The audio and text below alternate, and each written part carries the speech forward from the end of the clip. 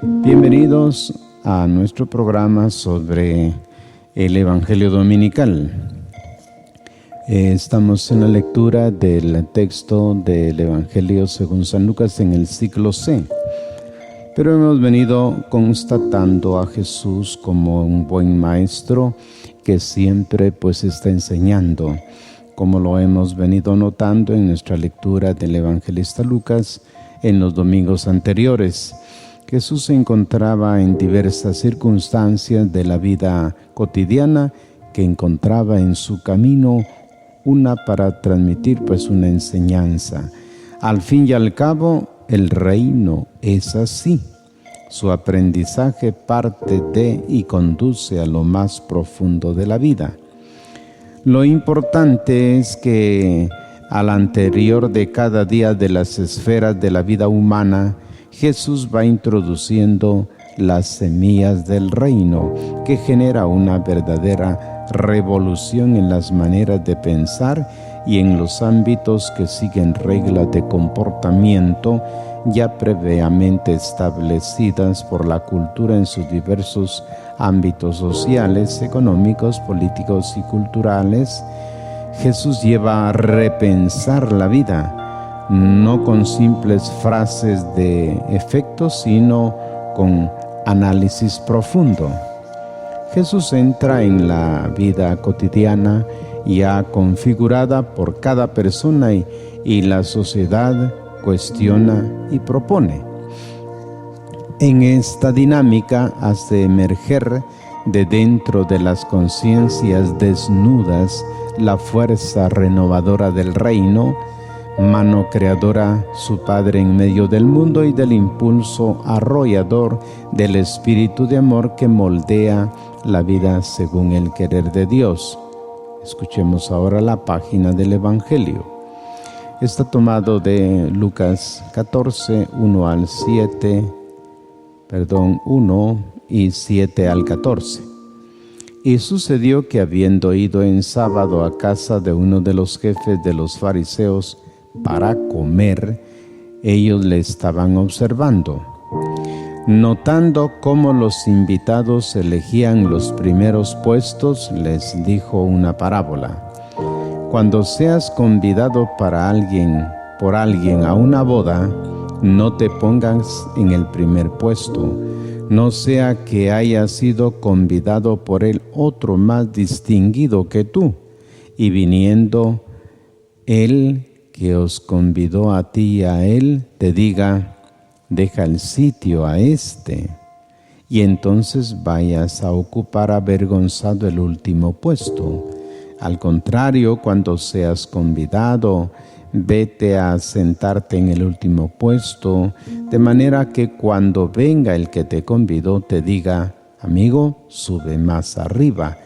Y esto será un honor para ti delante de todos los que estén contigo a la mesa, porque todo el que se ensalce será humillado, y el que se humille será ensalzado. Dijo también al que le había invitado: cuando des una comida o una cena, no llames a tus amigos, ni a tus hermanos, ni a tus parientes, ni a tus vecinos ricos, no sea que ellos te inviten a su vez y tengas ya tu recompensa. Cuando des un banquete, llama a los pobres, a los lisiados, a los cojos, a los ciegos, y serás dichoso porque no te pueden corresponder, pues se te recompensará en la resurrección de los justos. De la lectura del texto del Evangelio. Ahora profundicemos el contexto. Jesús está en una comida.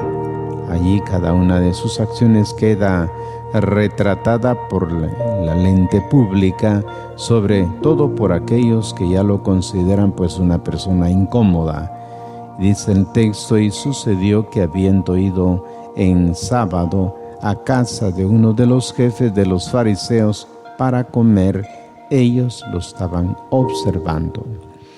En torno a la comida en común se viven los grandes valores de la relacionalidad. no es simplemente pues un dato funcional el alimentarse. En la comida compartida se ejerce la hospitalidad, se teje la amistad, se experimenta la gracia de compartir, se abre el corazón. Los grandes impulsos internos del amor siempre pasan por la mesa. Qué importante es en el mundo judío, en el mundo bíblico, una invitación a comer, como lo dice el feliz orante del Salmo 23:6, tú me preparas una mesa. Jesús hizo de la mesa pues un espacio de evangelización y de construcción de la comunidad. Jesús no solo compartió la mesa con los pecadores, con todo el pueblo, con sus amigos y discípulos, sino también con los fariseos, sus adversarios, que tanto lo observaban y lo criticaban.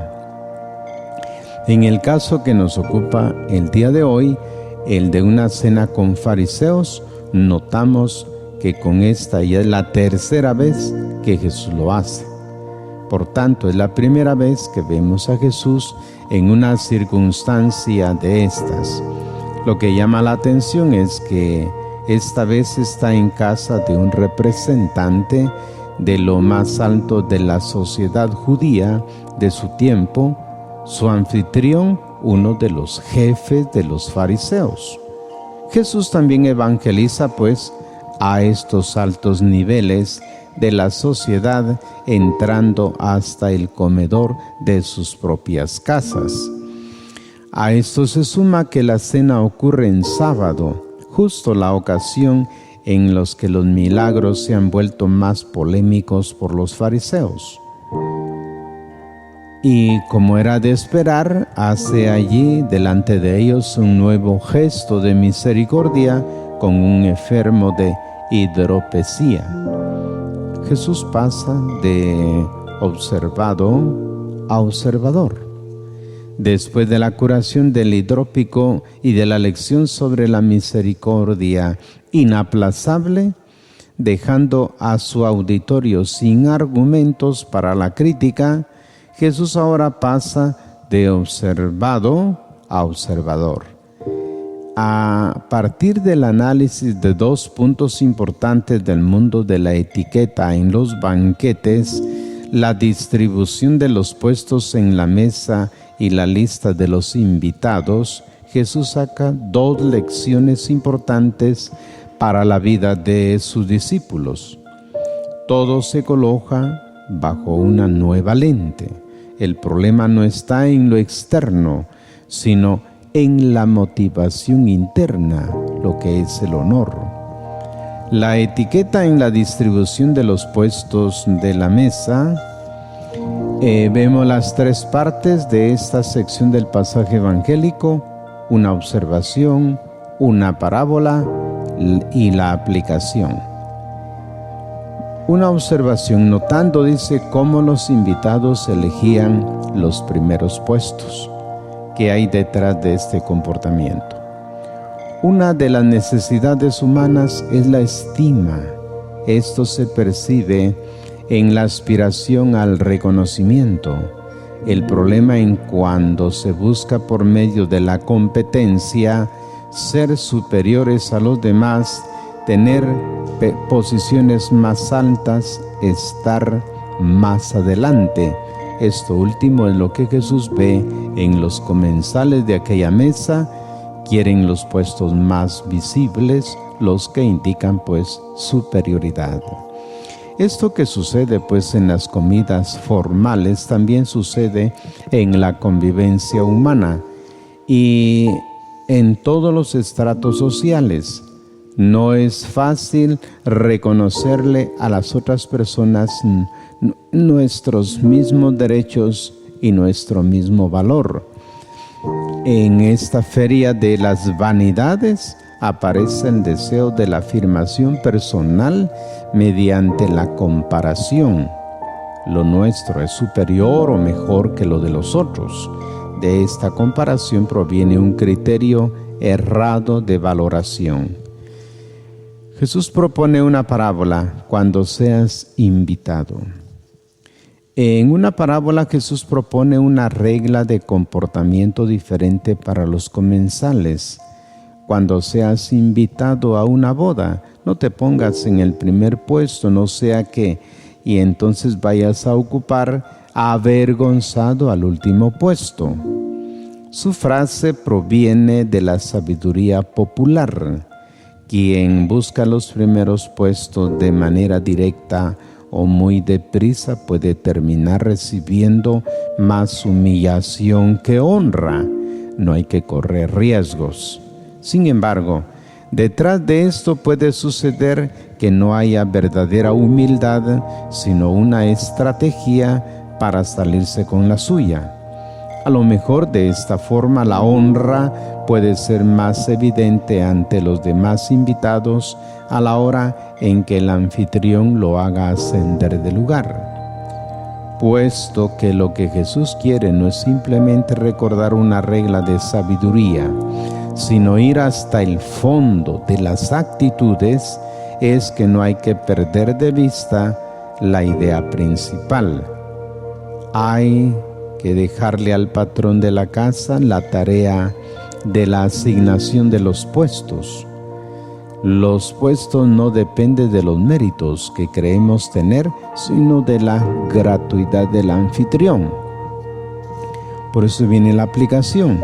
Todo el que se enaltece será humillado, y el que se humilla será ensalzado.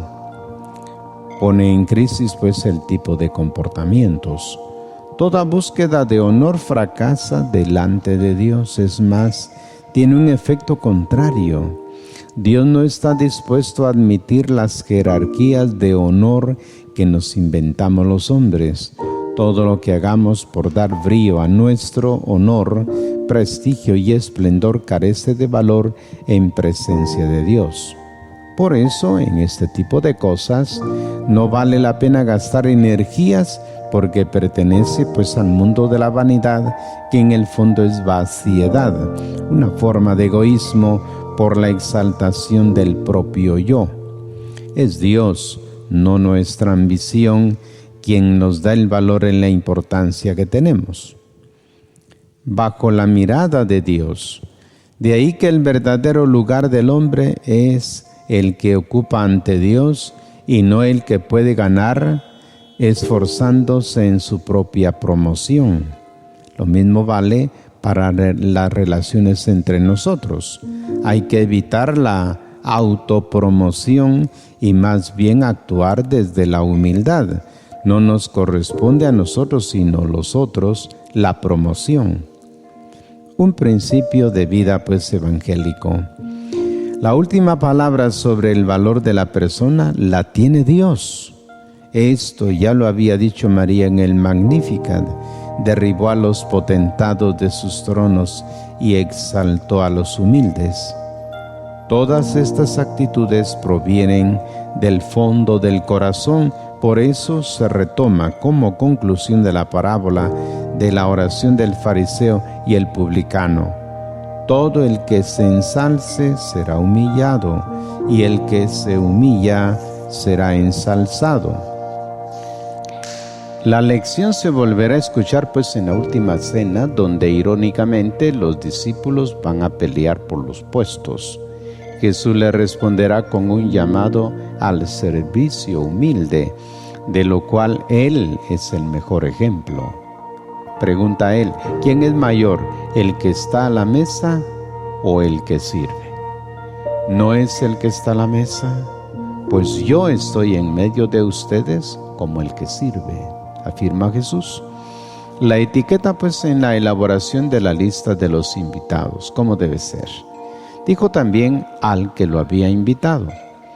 Después de hablar a todos a partir del comportamiento de los comensales, Jesús ahora se dirige al anfitrión del banquete para hablarle de una tarea que era propia de él, hacer la lista de los invitados. En su enseñanza Jesús hace un paralelo. En una primera columna coloca lo que no se debe hacer. cuando des una comida o una cena, no tomes la iniciativa de invitar a.